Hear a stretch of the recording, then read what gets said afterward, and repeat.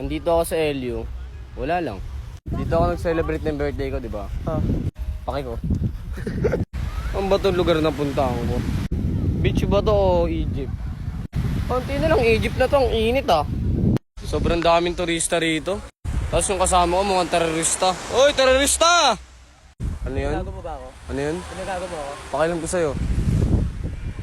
Bibigyan kita trabaho. 1 milyon isang buwan. Gagawin mo lang, paahunin mo lahat yan. Nagtataka ba kayo, ang tamlay ko mag-vlog? Ako din eh. Wala sana nga Alden ngayon kung pinanganak ako dati oh.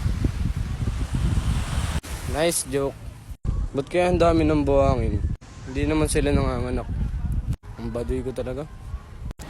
Ano ba't mainit? Bakit? Kasi may araw. Ang ina mo. Alam mo kung bakit tayo may pimple? Bakit? Kasi I'm Filipino. Baroy. Hindi ako marunong tumawid. Pero magaling tumuwad. Bakla ka ba?